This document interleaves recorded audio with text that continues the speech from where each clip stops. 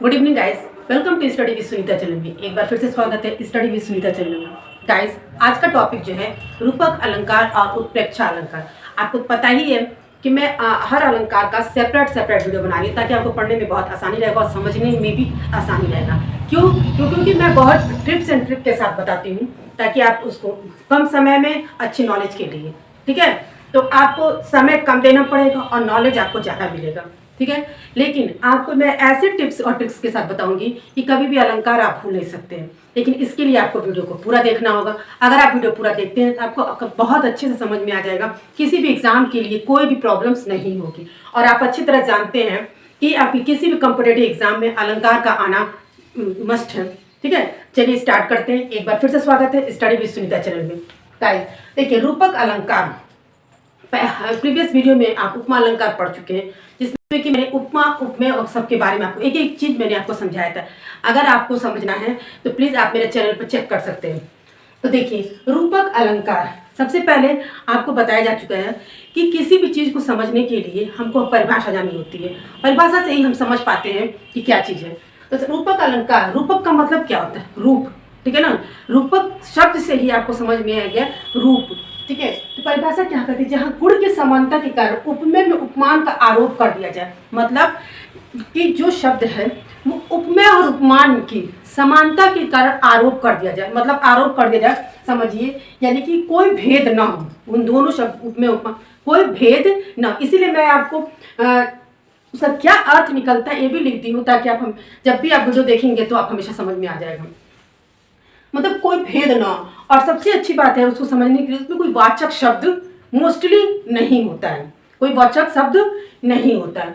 और क्या है, एक दूसरे से जैसा लगता है ये सब, ठीक है ना।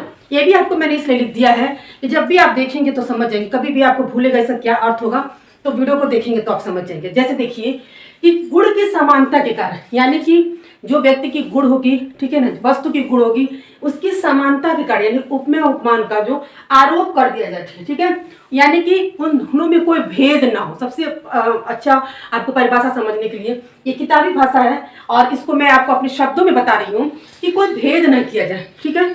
और सब समझने के लिए है कि कोई वाचक शब्द नहीं होता। आपको प्रीवियस वीडियो में बताया जा चुका है कि वाचक शब्द, समान धर्म और साधारण धर्म, उपमेय उपमान क्या होता है, और आपको समझ में भी आया था। फिर एक ये जो शब्द है एक दूसरे जैसा लगता है, उदाहरण से समझते हैं, आपको समझ में आ जाएगा। देखिए, और इसकी पहचान के लिए देखिए, इसकी पहचान तो वाचक शब्द नहीं होता है, लेकिन थोड़ा सा आपको टिप्स में बताती हूँ। लेकिन आप पहले पढ़ लीजिए, समझ लीजिए, तब मैं आपको टिप्स ट्रिक्स बताऊंगी जिससे आपको बहुत अच्छे से समझ में आ जाएगा। देखिए, उदाहरण है, पायो जी मैंने राम रतन धन पायो, ठीक है ना। तो क्या है कि इसमें उपमेय उपमान की समानता की बात की कारण आरोप की, तो मतलब पायो जी कहा जाता है कि मैंने राम रतन धन पा लिया, ठीक है ना, राम रतन धन पा लिया। लेकिन देखिए, चरण कमल बंदो हरि, हरि की तुलना की जो चरण है उसमें कमल से की गई है, तो कोई भेद उसमें नहीं दिया गया। सीता जी का मुख चंद्रमा समान है, ठीक है। तो देखिए, इसके पहले चंद्रमा समान है, ठीक है ना।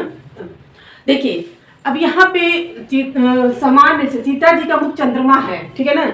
यहाँ पे समान शब्द नहीं आएगा क्योंकि भाई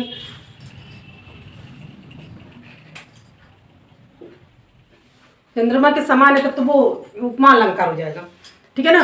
देखिए, अब आपको मैं ये समझाती हूँ कि कैसे आप समझेंगे कि ये रूपक अलंकार है। देखिए, जब भी आप ये देखिएगा, एक ये भी पहचान होती है रूपक अलंकार की, उपमेय और उपमान के बीच में जब भी शब्दों में देखिएगा योजक चिन्ह आता है तो वहां पे रूपक अलंकार होता है। लेकिन सिर्फ योजक चिन्ह से आप ये नहीं समझ जाएंगे कि वो रूपक अलंकार होगा। क्यों? योजक चिन्ह को देखने के लिए आपको ये समझना बहुत जरूरी है कि आगे पीछे उपमेय उपमान है कि नहीं। अगर वो उपमेय उपमान, ठीक है ना, शब्दों के बीच में अगर योजक चिन्ह लगा है वो रूपक अलंकार होगा। पहली टिप्स रूपक अलंकार के लिए, ठीक है ना। तब जब आप टिप्स समझेंगे तो इसका अर्थ निकालने में भी बहुत आसान रहेगा। दूसरा है कि क्योंकि रूपक का मतलब रूप से है, तो यहाँ जो भी अर्थ जो निकालेंगे उसके रूपी है, ठीक है। जो इनके रूपी के शब्द, रूपी जब अर्थ निकालेंगे रूपी का अर्थ आएगा वहां पे होगा। जैसे पायो जी मैंने राम, ठीक है ना, राम रूपी रतन धन पायो, मतलब राम जैसा राम रूपी रतन धन पा लिया, ठीक है ना। यहाँ पे इसका ये अर्थ हो गया। देखिए योजक चिन्ह लगा है तो आप इससे ये समझ जाएंगे कि रूपक अलंकार, केवल योजक चिन्ह से आप ये नहीं समझ सकते कि ये रूपक अलंकार है। हमको ये समझना होगा कि इसके आगे और पीछे वाला उपमेय उपमान है तो यहाँ पे है, ठीक है ना। तो है तो आप तो वैसे ही समझ गए कि ये आपका रूपक अलंकार, लेकिन अर्थ निकालने में जब भी लेके तो रूपी जैसे, ठीक है ना, आएगा उनके रूप, भाई आपको बताया भी गया है, परिभाषा भी आप ही करिए, कोई भेद नहीं होगा, मतलब इनके रूप के समान है, ये कोई भेद ना हो, इनके रूप के समान हो तो क्या होगा वहां पे रूपक अलंकार। पायो जी मैंने राम रूपी रतन धन पायो, तो यहाँ पे रूपक अलंकार हो गया। उसी तरह यहाँ भी रोचक चिन्ह है, यानी कि ये दोनों क्या है, उपमेय उपमान हो गया।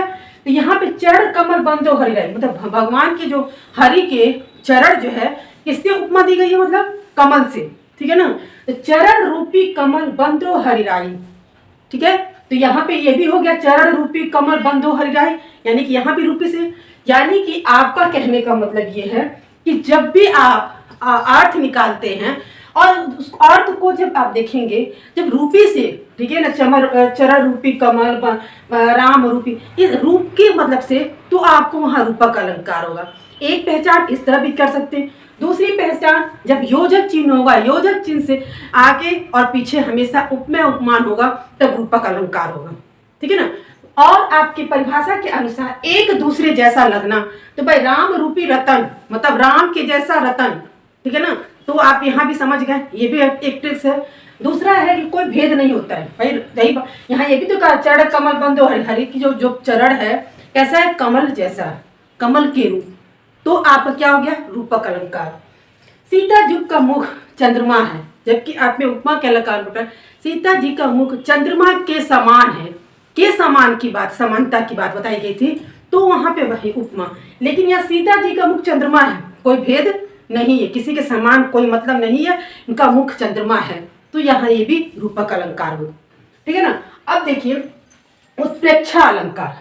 अब यहाँ पे उत्प्रेक्षा अलंकार, उत्प्रेक्षा अलंकार की परिभाषा क्या है, जहां उपमेय उपमान की संभावना केवल व्यक्त की जाती है, कल्पना की जाती है, वहां होता है आपका उत्प्रेक्षा अलंकार। रूपक में कोई भेद नहीं, एक दूसरे जैसा लगना, एक दूसरे के रूप जैसा लगना, ये होता है रूपक। लेकिन उत्प्रेक्षा में केवल संभावना व्यक्त की जाती उपमेय उपमान में, और कल्पना की जाती, यहाँ कभी केवल कल्पना करके अपनी बातों को कहता है, वो कल्पना किया, वो कहता है, वो लिखा है, तो हमको भी मानना है, क्योंकि जो भी किताबों में लिखी है तो वो हमको मानना है, कभी जैसा कहा है हम और आप कुछ नहीं कर सकते हैं। उसी तरह से देखिए परिभाषा क्या है, जहाँ उपमेय उपमान की संभावना पाई जाती है, कल्पना की जाती, संभावना पाई जाती, वहां पे क्या होता है उत्प्रेक्षा अलंकार। इसकी पहचान देखिए, अधिकांश इसकी पहचान आपको समझने के लिए बहुत अच्छा ट्रिक्स है। मनु मानो जनु जानो एवं मानो मनहु जानहु। जब भी पंक्ति कविता आंख बंद करके अगर आपको देखिए ट्रिक्स का, अगर उसका अर्थ नहीं भी निकालते हैं, वैसे तो अर्थ आपको निकालना जाना चाहिए, लेकिन नहीं भी निकाल पाते हैं और एग्जाम में, कॉम्पिटेटिव एग्जाम है, आपको कम समय में दे, तो आपको ये पहचान आपको आनी चाहिए, ठीक है ना। जैसे आपने उसमें पढ़ा था उपमा अलंकार में, क्या ना, सासी सरिस ऐसे करके के समान के शब्द में, तो उसकी पहचान थी। इसमें क्या है, रूपक में कोई वाचक शब्द नहीं है, लेकिन आपको इससे पहचान मैंने बता दिया कि उपमेय उपमान के पीछे योजक चिन्ह होना चाहिए, अर्थ में इसके रूपी इस टाइप से होना चाहिए। यहाँ पे क्या होगा, मनु जानू जनु मानो मानहु जनु, इस तरह का जो वाचक शब्द आएगा वहां पे क्या हो जाएगा उत्प्रेक्षा अलंकार, ठीक है। जब भी पंक्ति दी रहेगी और इस तरह का कहीं भी उस पंक्ति में दिया रहेगा, तो उसका मतलब जो अर्थ निकाले तो मानो की, हर इस सब अर्थ का अर्थ मानो की से ही होगा, तो आप वहां उत्प्रेक्षा अलंकार होगा। जैसे उदाहरण के लिए देखिए, उस काल मारे क्रोध के तन कांपने उनका लगा, ठीक है ना। ये उस समय की बात है जब अभिमन्यु की मृत्यु पे क्या हुआ था, अभिमन्यु की मृत्यु पे अर्जुन की जो है कि क्रोध की बात है, ठीक है ना। यहाँ उनकी कांपने लगा, यानी कि उस समय की बात कि अभिमन्यु की मृत्यु पे अर्जुन जो क्रोध थी, मानो हवा के जोर से सोता हुआ सागर जगा, ठीक है ना। ऐसा लगता है कि हवा के जोर से, ठीक है ना, ठीक है, और सोए सागर के जगने की संभावना यहाँ पे व्यक्त की। इसलिए मैंने यहाँ लिख दिया है कि जो कवि जी क्या संभावना व्यक्त क्या कर रहा है कि सोया हुआ सागर के जगने की संभावना, हवा के जोर से सागर क्या है, जग गया। ऐसा होता है क्या? नहीं ना। लेकिन क्यों? कल्पना की गई है, संभावना व्यक्त की है। अब कवि ने संभावना व्यक्त की है तो हम लोग को भी कुछ नहीं कर सकते। लेकिन इसका यही अर्थ निकला कि उस काल में, ठीक है, अभिमन्यु की मृत्यु पे अर्जुन के क्रोध की बात, ठीक है, और मानो हवा के जोर से सोता हुआ सागर है। हवा के जो जोर से चलेगा तो सागर जग गया। क्या हवा जोर से चलेगी सागर जगे? ऐसा नहीं, लेकिन ऐसा कहा है कवि ने।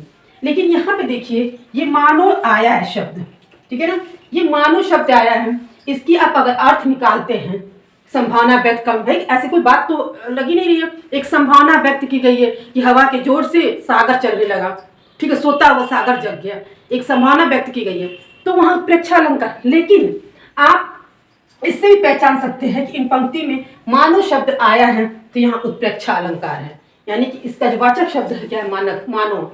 यानी कि आपको ये समझना है कि जब भी उत्प्रेक्षा अलंकार, जब भी आपको पहचानना किसी भी एग्जाम में जब दिया रहेगा और आपको जब पंक्ति दी रहेगी, तो पहले तो आप ये पहचानने की कोशिश करिएगा कि यहाँ पे ये इन शब्द में आएगा तो आप उत्प्रेक्षा अलंकार है कर दीजिएगा।